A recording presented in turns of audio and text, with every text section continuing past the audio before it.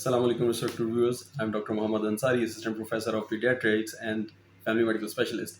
और आज मैं बात करने जा रहा हूँ लोअर लिम्ब पेन्स के बारे में, टांगों के दर्द के बारे में। अगर आपको टांगों में दर्द है, आपको कमर में दर्द है, आपको मसल्स में दर्द है, तो ये वीडियो आपके लिए है। और मैं इसमें बताऊँगा कि इसकी क्या वजूहत होती हैं टांगों में दर्द होने की, मसल्स में दर्द होने की, स्पेशली ख़वातीन में, और इसका किस तरह से एंटी इन्फ्लेमेटरी फूड्स की मदद से इसका किस तरह से तदारुक किया जा सकता है, किस तरह से हेल्दी हैबिट से इसका तदारुक किया जा सकता है।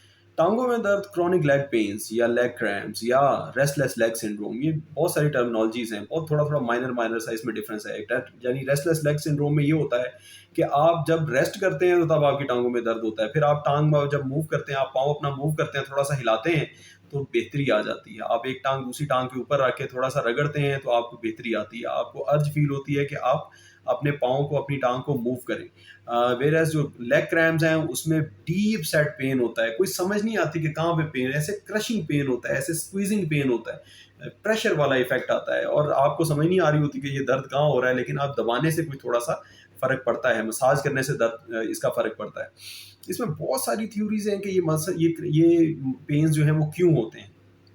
एग्जर्शन की वजह से होते हैं, ओवर वर्क की वजह से, ओवर बर्डन की वजह से होते हैं। न्यूट्रिशन का इसमें बहुत ज़्यादा रोल है। न्यूट्रिशनल डेफिशिएंसीज़ की वजह से, मिनरल डेफिशिएंसीज़ की वजह से, आपके जिस्म में ग़िज़ाइयत की कमी की वजह से, विटामिन्स की कमी की वजह से, खून की कमी की वजह से ये पेन्स होते हैं। मोस्ट कॉमन जो इसका कॉज होता है वो न्यूट्रिशनल होता है। तो आपको ये न्यूट्रिशनल चीज़ें आपको पूरी करना ज़रूरी है। इसके बारे में मेरी मज़ीद वीडियो मौजूद है। यहाँ पे मैं एंटी इन्फ्लेमेटरी की बात कर रहा हूँ, जिसमें बग़ैर किसी वजह से पट्ठों में अकड़ाव, खिंचाव और सोजिश आ जाती है और अम, फिर दर्द होता है आपको। आप फिर इसको दबाते हैं, जब मसाज करते हैं तो रिलीफ मिलता है। मसाज से इसमें रिलीफ मिलता है और आम तौर पे रात के वक़्त ये दर्द होता है। सारे मसल्स में होता है, ख़वातीन में स्पेशली ज़्यादा होता है। फिर इसमें एंटी इन्फ्लेमेटरी कौन से ऐसे फूड खाए जाएँ एंटी इन्फ्लेमेटरी जो कि फ़ायदा करें। एक तो आप सबसे पहले जो चीज़ है वो है बेरीज़। उसमें उसमें जो है वो स्ट्रॉबेरीज़ भी हैं, उसके अंदर जो है वो रास्पबेरीज़ भी हैं, उसके अंदर जो है वो ब्लैक करंट भी हैं, उसके अंदर जो है वो ब्लूबेरीज़ भी हैं, इसके अंदर ब्लैक बेरीज़ भी हैं। सारी बेरीज़ जो छोटे-छोटे बेर होते हैं, छोटी-छोटी जो है वो बेरीज़ अक्सर ये क्योंकि पाकिस्तान में इतनी ज़्यादा नहीं पाई जाती, तो इम्पोर्टेड आइसक्रीम्स में ये बेरीज़ काफ़ी ज़्यादा पाई जाती हैं और एज़ हर्बल मेडिसिन भी आपको मिल जाती हैं, पंसार की दुकान से भी मिल जाती हैं। इन बेरीज़ का इस्तेमाल, रास्पबेरी पाकिस्तान में नहीं होती, लेकिन स्ट्रॉबेरी पाकिस्तान में होती है। जो बेरीज़ हैं, इनमें के अंदर एंटीऑक्सीडेंट्स हैं बहुत सारी मिकदार में और ये एंटी इन्फ्लेमेटरी के तौर पे काम करते हैं। ये जिस्म में, टिश्यूज़ में मौजूद इन्फ्लेमेशन को कम करते हैं।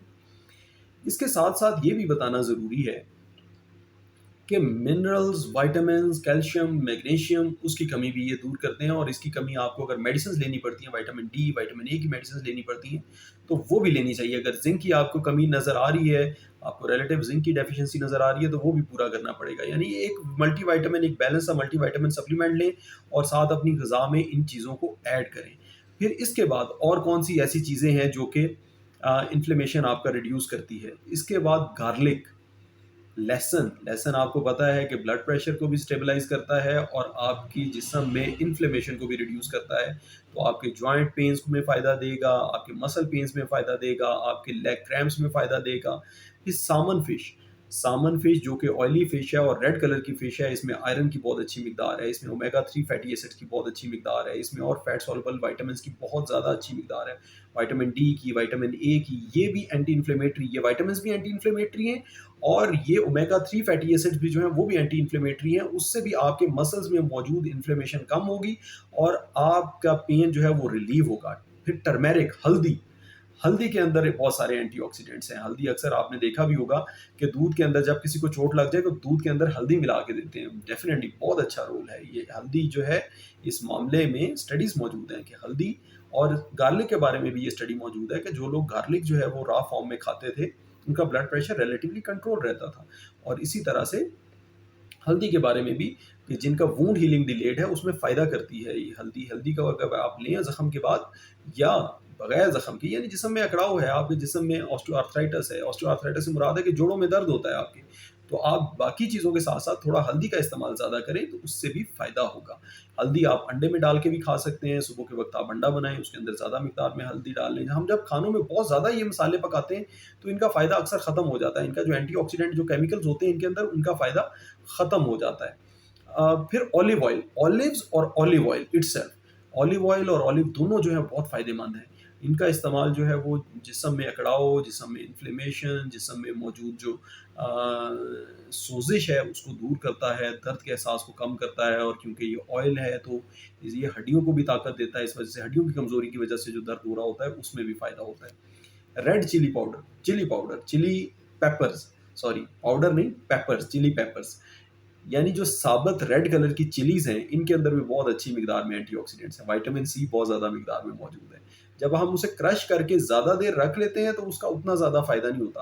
ایک مرچ ہوتی ہے جسے ہم دڑبڑ کہتے ہیں, میرا خیال ہے اس طرح کا اس کا نام ہے, جو چھوٹے چھوٹے پیس ہوتے ہیں, چنک ہوتے ہیں ریڈ چلی کے, وہ والی جو ریڈ چلی ہے وہ بہت اچھی, وہ اس معاملے میں اچھی ہے. وہ بہت زیادہ اس میں اینٹی آکسیڈنٹ ہے, جو کہ اکثر پیزا میں بھی ڈلتی ہے, پیزا کی ساس میں بھی اس کا حصہ ہوتا ہے.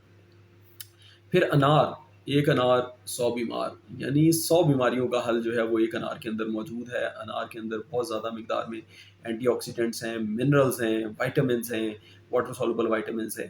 اور یہ ان میں سے کوئی ایک چیز کا استعمال جو ہے وہ آپ کو فائدہ نہیں دینے والا.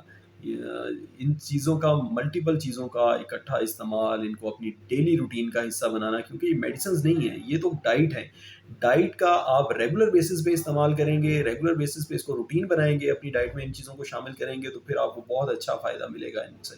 لیکن اگر آپ آف اینڈ آن لیتے ہیں تو پھر یہ میڈیسن, یہ آئیبوپروفن کی تو گولی نہیں ہے, یہ پیناڈول تو نہیں ہے, یہ تو پیناڈول اور بروفن تو اسی وقت کام کرتی ہے. لیکن یہ جو فوڈز ہیں یہ امیڈیٹلی کام نہیں کر سکتے. انہوں نے اندر جانا ہے, جذب ہونا ہے, آپ کے جسم کا حصہ بننا ہے, اور آپ کے جسم میں آہستہ آہستہ جو انفلیمیشن ہے اس کو پریونٹ کرنا ہے. یہ انفلیمیشن ہوئی کو ختم نہیں کر سکتے. انہوں نے آپ کے ڈیپ, آپ کے ٹیشوز کے اندر سے انفلیمیشن, نیو انفلیمیشن کو آنے سے روکنا ہے. اور جو آلریڈی بنی ہوئی انفلیمیشن ہے اس کے لیے پونسٹان, بروفن, پیناڈول ہے, وہ آپ وقتی طور پہ کھائیں اور اپنی ڈائٹ میں ان چیزوں کا ایڈیشن کر لیں تو پھر آپ کو مسل کریمپ امید ہے انشاءاللہ بہتر ہو جائیں گے. لیکن اس کے ساتھ ساتھ دوسری بیماریاں جو چل رہی ہیں, انڈر لائن ڈیزیز چل رہی ہیں, ان کو پلیز اگنور نہ کریں. اگر کیلشیم کی کمی چل رہی ہے, ہڈیوں کی کمزوری چل رہی ہے تو اس کے لیے میڈیسن کا استعمال کرنا پڑے گا. اگر پریگنینسی چل رہی ہے اور اس کی وجہ سے نمکیات کی کمی ہو رہی ہے, وائٹامنس کی کمی ہو رہی ہے, تو اس کے لیے ڈرپ انجیکشن لگوانے پڑیں گے طاقت کے, تاکہ آپ کی صحت اچھی ہو جائے, جلدی اچھی ہو جائے. تو یہ تھی ویوز میری آج کی ویڈیو. امید ہے آپ لوگوں کو پسند آئے گی. آپ اسے, میری ویڈیو کو لائک بھی کریں گے, میرے پیج کو سبسکرائب بھی کریں گے, اور انشاءاللہ اپنے دوستوں اور رشتہ داروں کو ریکمینڈ بھی کریں گے میرا channel. Thank you very much. السلام علیکم.